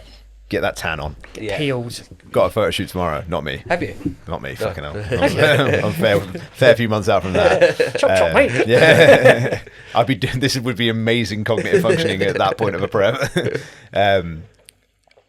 So we're now, he's shooting tomorrow. So we're now in like the pageantry part, right? So he's done all the deficit, he's done all the hard lifting, training in dungeon gyms with chalk on and all that kind of stuff. And now he's getting everything waxed and getting a tan, so it is a weird flip at the end there. It is. But it's great, and it's, tan will take 3% body fat off like that. Always so does. Awesome. Always does. Yeah. But the transformation is often seen as like that, right? But really, I always think about it like an uncovering, right? So you're getting in touch with your real self, right? So if somebody's going to lose 30 kilos, right? The 30 kilo person and let's say they're 130 kilos. So the 30 kilo person and the 100 kilo person, to me, and it's just a different context, they're the same person, right? They are the same person. The 100 kilo person is just not projecting like the 130 kilo person was, right? Because there's the things that are leading to those decisions is usually some form of self-sabotage, right? It's like you were saying earlier about an insecurity within themselves, right? That's being satisfied elsewhere. And I think that the way that people talk to themselves, and I don't know if everybody does talk to themselves. I definitely do. Out loud. I do, 100%. Usually when I do something wrong, and I'm like, the way that people speak to themselves internally is not great, right? It's really not. And I think that when I've seen it fail in the past, it's because, people will lose a substantial amount of weight and still see themselves as the overweight person, or hate, which is a really strong word, but they will hate themselves as that overweight person. And it's a different way of taking somebody through it, right? You can't, if you turn around and say, I hate myself 30 kilos heavier, that's a really harsh relationship, and that fear inherently will end up taking you back there if you're not careful, right? Whereas the reality is that person doesn't need that conversation in that way, right? They don't need those words to be successful. You can lose the weight that way, right? But you can't be successful that way, because what that person really needs at that point is understanding, right? Because if you're going to lead somebody, and it's a process, I was thinking it's a process of leading yourself, right? So rather than hating that 30 kilo heavier version of yourself, it's let's lead that person, right? Let's understand. Right, and I don't know if it sounds like hippy dippy and stuff like that, but the reality is that's how it works, right? Because if you refuse to accept, there's parts of people's personalities that they don't like, right? But if you refuse to believe that that's part of your personality, you give that part of your personality more power, right? You give that more credence and more noise, right? If you hate when you get anxious, you will be more anxious, or you'll be more aware of that anxiety when you're there, right? If you just accept that you at this point are anxious, it takes that power away, right? And I think that's such a key thing. It's such an important thing to get across to clients, is how is their internal dialogue, right? I've done the whole, and I've still got the pictures, I've done the whole revenge body, had a breakup, was going to Vegas. I was like, right, Shredded time. Beach parties, Shredded. here we come. Let's go. Nipple Let's parties. go. Right. And I remember so clearly, being on a spin bike. It was like fucking 8:30 at night on a Friday or whatever. Worked all week, absolutely knackered. And I remember being on this spin bike, last place I wanted to be. And I'm like, no, I'm going to get this done because she's going to see this photo on my Instagram. Right. Fucking cane it out. You know, and yeah, don't get me wrong, I was lean. Yeah. You know, I was lean. I was so unhappy. Yeah. Right. I was so unhappy. And I was like, I remember I got home one night and I was living with my parents at the time. I was starving hungry. I walked in, mum had made this like ridiculous dinner for her and dad. And I just lost it. And I just was smashing this food into my face so quickly, like proper binge episode. And I didn't even realize what I was doing, you know?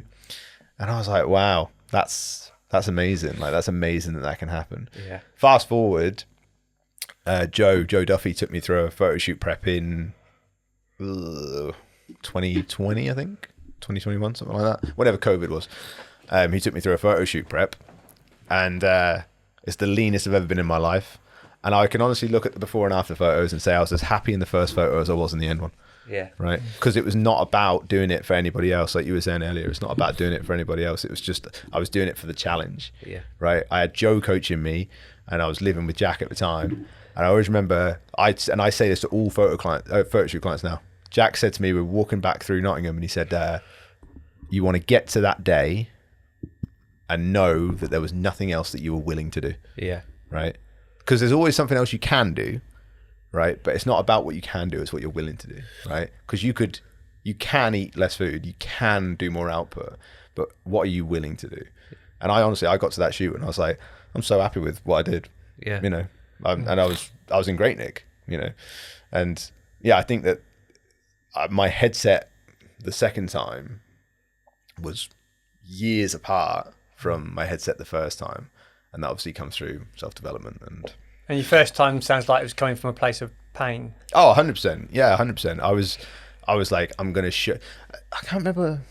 I think it was John's shoot, something like that. But I said to him, right, there's a book once, and I won't name the book, but there was a book, and in the foreword, it said about the reason that he'd written it. And then it said, and I also always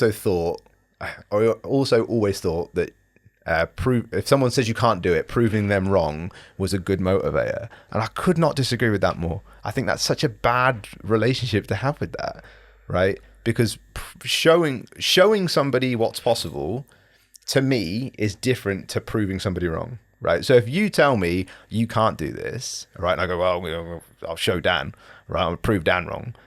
That's so different to you going, I don't think that can be done. But come on, let me show you. Yeah. Right. Let me show you what's possible. It's just such a big drive, isn't it? When I see a lot of people who've been successful, they are coming from a place of pain. And it's not until they do the personal development and the work and they start to sort of heal some of these sort of deeper wounds that they've got. There's a reason why they've so driven to maybe achieve the great physique, achieve the financial reward, achieve the business success, whatever it is. They're so driven, which is great. On the outside, it looks great. But when we get beneath the weeds, sometimes we're like, actually, there's real tremendous pain that's driving that behaviour. And it is such a big driver, but it's a never-ending place for must be leaner next time, must be better next time, can I be better? You're never, ever satisfied.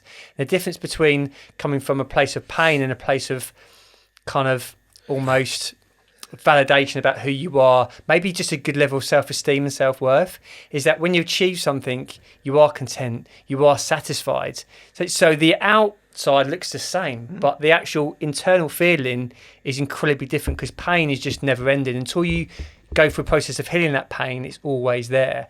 But when you're content and when you're in a good place with your self-worth and your self-esteem and you achieve a goal that you're talking about there, then you're like, wow, I feel really good about that. And I feel really good about having achieved that. And you can give yourself that validation and that kind of affirmation. There's a big difference there. Yeah, 100%. I think contentment is I love it, you know. I love it. I think contentment's so important. Underrated. It does sound fun and sexy, but it's 100%. underrated. It's such a thing, right? It's like, you know, my granddad was my nan and granddad were really content people, right? They were really happy with what they had. My mum and dad are the same, right? My dad drives the same route to work that he's always driven, right? And he still enjoys that drive as much as he did when he started it, right?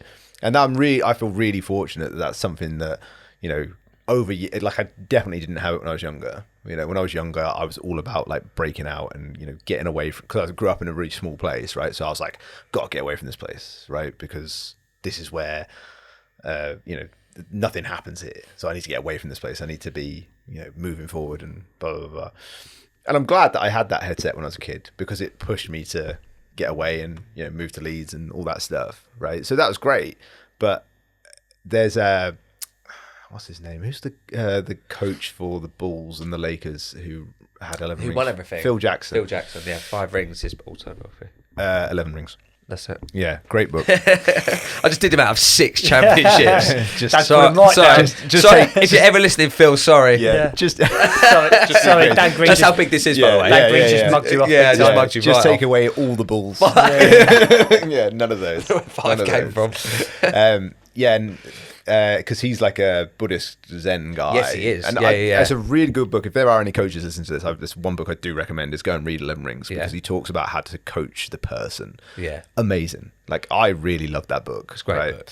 And I always mess up the saying, but there was something in there about, you know, man searches the world for what he wants and returns home to find it, or something like that. Right. And I really resonated with that, because I've been really fortunate that I have traveled, right? I have, you know, not as much as I want to, but, you know, I've done a fair bit. And it's funny that you can go all the way to the corners of like East Asia or Southeast Asia, right? And you can go and see the locals and, you know, ingrain yourself in their culture. Within 10 minutes, they want to show you pictures of their family, and they want to talk about that, and that's, you know, that's what's really important to them, right? And why they work and everything like that. And it's like, well, hang on a minute, because if you went all the way back and spoke to my mum and dad, like, that'd be the same conversation, right? But you could not be further apart in terms of like cultural and upbringing and everything like that. So it's like, what's really important? You know, what really does it come back to for people? And it is that connection, right? It is that connection and belonging. And contentment, I feel like it's such a weird thing, because people resist it. You know, people really, really resist it because they think they're cool and edgy, right? To not want, and I used to be that, right? I used to say like, no, I'm not content. I'll never be satisfied, right? You know, or I'd never be content. What a fucking stupid thing to say, right? I went to was it IFS, the fitness thing? Yeah. Right, I went to that once, and it was a guy talking about it, and there's a room full of PTs, and I watched it because I was like, I know what he's going to do. I know what's going to happen here. And I was watching everyone writing stuff down. And he said, you know, I don't think I'm content, and I don't think I ever will be. And I literally watched all these PTs go, yeah, don't be content. And they all missed the bit that he said afterwards, where he went, and that's really sad, actually. But everyone missed that. I was like, yeah, this guy ain't happy, right? This guy ain't happy. And it's like, refusing to be content, or refusing contentment in itself, is refusing happiness. Right, my sister said to me once, it's the little things that make a life. And that is so true, right? It is so, so true. And it's like, if you don't have that, you're just constantly chasing something, right? And I think the thing that happens is people miss the boat, right? Because they think, if I'm content, that means I'm standing still, I'm stagnating, I'm not progressing forward. Bollocks, right? If you're actually content, you will be way more powerful than you ever knew. Right? Because you are so progressive, but you're happy in the progression. You're happy in the journey of progression because you're enjoying it, right? And you're actually taking stock of what's going on, rather than just rifling through a day and it's 2 years later and you're like, I don't know what the fuck I'm doing. I don't know who I am anymore. I've lost myself to this. I think people see a lot of people in the public eye that have had big success being what one person determines. And a lot of people say that. You might get, I don't know if he said it, but someone like Ronaldo might say that, or people like that. And so then people think that's what they need to say in order, if I'm going to be successful, well, Ronaldo puts that, or Ferguson puts that, or whoever, so I need to be like that. And it's like, I agree with you, contentment is actually a very peaceful place to be. And actually, peace and stability is the thing I enjoy most now. It's actually when I'm just comfortable and content. Yeah, it's nice. That doesn't mean not moving forward, like you say. Well, you've got 2 studios now. Yeah, so you can't be that unprogressive. No, it just means you're just being happy and just being able to relax. There's always going to be stress as well. So it doesn't matter where you are and who you are. There's always going to be times of stress. But if there's other times of contentment, that's actually perfect now. Like, it's actually where I'm happiest. I just want to very quickly I'm not going to take it all the way back and start the conversation again. although we could. I think one of the things you said was acceptance and understanding. So if I just very quickly say back to the 130 kilo person getting down to 100 kilo, when I look at that person, to not create judgment because it's pointless, because I'm not judging them anyway, it's accepting where they are, trying to understand how we got there and where we want to go, and then coming up with that solution and moving forward in whatever that looks like. And so many people want to put themselves down or judge themselves, and that's one of the things I always try and take away from someone now is we have to accept where we are. We have to understand how we got here. Yeah. And now let's see where we can move forward. Yeah. And so many people get stuck just thinking of where they are right now or judging themselves and feeling bad, which can lead to some of these behaviours that got you there in the first place. Yeah. But if we can just accept how we got there, I think it's very important. And one of the things I really try and create with clients now, that complete non-judgment, so they can open up to me about it. I think awareness, acceptance, responsibility. Well, awareness is the first step in it. People that aren't aware of something. It's a really good point to make, though. Yeah. Because how many people are unaware that if you're not aware, you're not going to make the change anyway. Yeah, exactly. I think awareness, acceptance, responsibility. If you've got those three, you're halfway there, right? Because the reality of dropping that kind of weight. I've got a client still. She's doing tremendously well. And when I was in person with her in Nottingham, it was 2 sessions a week. One session was a lot of conversation and a little bit of training. The second session was a lot of training, a little bit of conversation, right? And that's the way we split it. And we still joke about it to this day because when she rang me up, she was like, I just need a food plan. I just need a food plan, and there was something else that she didn't want to do, and she always says that I didn't listen to her. She's like, you still didn't give me that food plan, and you made me do this thing, right? And we still joke about it to this day. At this point, she's 28 kilos down. Amazing. Right, and done tremendously well. And I spoke to her yesterday, and it is like she's a different person, right? It is, she's speaking now like a different person, and the reality is it's just her. It's just the real her coming out, right? And she's able to do all this stuff, and it's genuinely incredible. And it's such a interesting turn of events because she thought coming in, and her expectation coming in was, like you were saying earlier, we're gonna work off. Right, we're gonna beast it off you. Exactly, that's the only way, right? Burpees, buckle in, giant sets, let's go, right? And we're gonna do this, and I was like, no, we're probably not gonna do that. Yeah, we're probably not gonna do that. And I think like coaching styles evolve over time, and as with most things in life, you take pieces from people, right? As you work with them, or you're coached by them. Like I've been very fortunate to be coached by some really good people, and you take stuff, and I think that's part of your progression and stuff like that. And you were saying earlier about environment, environment's so important, like especially from something like a career standpoint or a work standpoint. Going into M10 at 27 years old was like, baptism by fire. I was like, what am I doing? Like imposter syndrome dialed up to 11, because I'm just like, I'm going to get found out. I've lucked my way into this completely. What are you doing here? Yeah, literally. I'm like, yeah, you're right, mate. I'll leave. Yeah. Actually, I'll see myself out. Don't worry about paying me either. It's fine. And me and the boys used to joke about the fact that there was phases, like when new coaches would come in, we'd be like, oh, he's in phase 2. He's in phase 2, where you're just eating all your feelings, because you don't know how to deal with it and everything like that. But I think that as much as that was it was a real pressure cooker environment, pressure makes diamonds, right? If you're that personality, you're going to sink or swim, right? And we all swam. And I think that's what drove the success.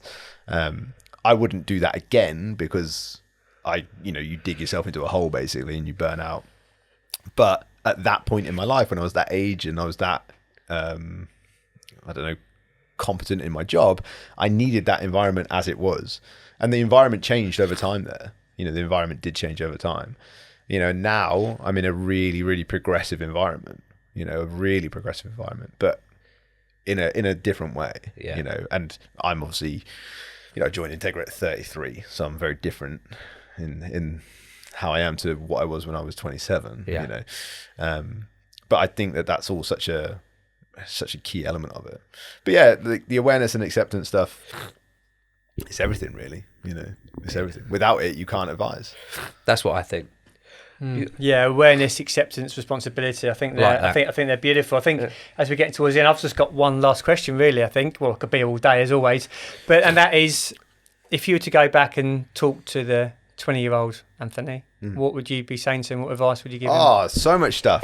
Right. Here we go. Buckle in. Strap in. Book us in for another 2 hours. Absolutely. Get the whiskey, we'll go Rogan. Right. Get some Bitcoin. Invest in Amazon. It's going to go great. When you go back. If Netflix comes up on your radar, get some money in that straight away. 20-year-old me, I'd probably say to myself, you don't need to impress anybody. And I'd probably just say, it'll be all right. I think I would just say that probably. I'd be like, whatever happens, mate, it'll be all right. Whatever. When I can't make a decision, or when people around me can't make a decision, I just say you need to choose one, and whichever one you make will be the right one. Because I do believe that. I believe whatever decision you end up making will be the right decision, because you'll make it the right decision. Because even if it's the wrong decision and you have to come back and go the other way, you couldn't do that until you made that one. So inherently, it was the right decision. And you still learned something. Exactly. So that can't be wrong, right? So, you're fine. But I think I would just say whatever decision you end up making will be the right decision, and it'll be all right. Joe, I like that one. It'll be all right. Don't strive to impress people. It's amazing. A lot of our behaviours are there to be validated from the world, to make ourselves feel better about ourselves. And actually, you don't need to do that, because you're good enough with how you are. And it's to people that don't even think about you. It's like, don't think about you, mate. They think about me, but most other people. Only They human, don't, do they? You think if you see something on Instagram, you might see it and be impressed for 2 seconds, maybe sometimes, and that's it. You think same thing happens the other way around. I don't put much on Instagram because I don't think people care. Yeah. But vice versa, I don't really care about other stuff I see. But I also like the second part there about it will be all right. And when I'm talking to clients and they're dealing with some really difficult life stuff, is helping them navigate a path to realise that it is a bit shit right now, it's a bit crap right now, but things don't stay crap and difficult forever either. No. And actually some of the difficult things in life can lead to so many opportunities and so much growth. It's just hard to see when you're in it. Like you were saying earlier. So to be able to sort of have that healthy belief system, essentially, that it will all work out all right in the end. I like that. Because I think people, I honestly don't know if I have any regrets in my life, because I just don't believe in it. Like everything that came before me had to, in order for me to end up where I am, right? And I think that if I tried to go back and give actual advice, about, if I said, don't try and impress people because, you're good enough as you are, me at 20, I wasn't ready to hear that, because I'm 20 years old. Me and my cousin talked about this, where he used to say, I really don't care what people think. And I'm like, well, you probably do. Probably a bit of you. Because I do. Yeah. And now I say, I care what some people think. Yeah. Right? There's a few people that I really care what they think. But I'm going to ask them, right? I'm going to say, do you think I should do this? What do you reckon? But so I wouldn't say any of that stuff, because it wouldn't hold, right? But it'll be all right. It will work out. Just keep going. You'll be really, like, it's all it is. Because I just don't think you can. And what you're saying about people not caring, right? It's like the book thing, right? Imagine building a career, a body, writing a whole book because someone once said you couldn't do it, right? That whole thing is being fueled by a sentence that you could then meet that person and go, remember you said I couldn't do that thing? When I did it, they'd be like, I don't know what you're talking about, mate. I've been busy living my life for the last 3 years. Yeah, literally. But imagine that, right? Imagine that. They've been, sorry, mate, I've been really busy raising my children and building my business. I can't remember what I said to you. I apologise, I can't remember. And I'm not going to read your book. And I'm not going to read your shit book. Because you can't do it anyway. But exactly, right? It's so true. But imagine doing that, right? And it's the whole revenge body thing, right? People do it to get back at someone, or to show someone, right? Or to prove something. It's like, well, and it's totally fine. Anybody who's doing that, don't worry. Like, we've all done it. We've all got stuff, right? But I'm like, I would rather, in powerlifting, right? If you miss a lift, there's a group of people that will tell you need to get angry with the weight. Yeah. It doesn't work, right? Because that's the wrong way, right? If you get angry at it, it never works, right? You'll sometimes be stronger when you're emotional, right? Because you're a bit angry and pissed off. You might be a bit stronger. but that's not the way, right? That's not the way. And I remember I was they call it handling in powerlifting. It's not like you're not touching somebody, you're just managing them through the meet. And this is, I don't do this anymore, but it's back in the day, and I was handling somebody through their meet, and they were getting really angry, right? And they missed their first 2 deadlifts, so you've only got one more chance, or you're going to bomb out, right? And he was getting angry, and I said, mate, don't get angry with it. Don't get angry with it. And I made him look out in the crowd, and his fiance was there. And I was like, look at that woman. You know, you're going to have a family with that woman. You're going to have everything that you want, blah, blah, blah. And he just flipped completely. And he's just, this thing went through him, because now he's coming from a place of joy, right? And a place of, you know, it's all happiness stuff. You know, it's not like everything has to be happy all the fucking time. It can't be true, right? But that was his drive. It was a shining light all of a sudden, rather than this fucking dark, right? Went out, fucking ripped it. I thought you were going to say, and he didn't pick it up anyway. And I said, I knew you couldn't do it. He's writing a book. And he molded it. And he ripped it. Yeah, it was amazing. It's funny, isn't it? Doing something for you and something you care about, 100%. rather than doing it for anger or to prove something wrong. I think it's a great point. We are actually time. Full 2 hours. Thank you, Anthony. Really enjoyed the conversation today, and some really interesting paths, and hopefully offered some value to the audience. So, Hopefully. Yeah. Thank you very much for coming on. Is there anything you want to say to your... Goodbye. Thank you. Good night. Thank you very much. Thank you much for coming on, mate. We really do appreciate your time. You know, it's a good couple of hours, so we really do appreciate that. And for the listeners, we will catch you again next week. Do I just send the invoice to you, or? Oh shit! Is there an invoice? That goes to James. Well, he's got the watch. Yeah, steal your watch later. That should cover it. You can just have the watch. You just swap watches. Yeah. You can't have this. This is gold. Sorted. Thanks, guys. We'll catch you next week. Thank you.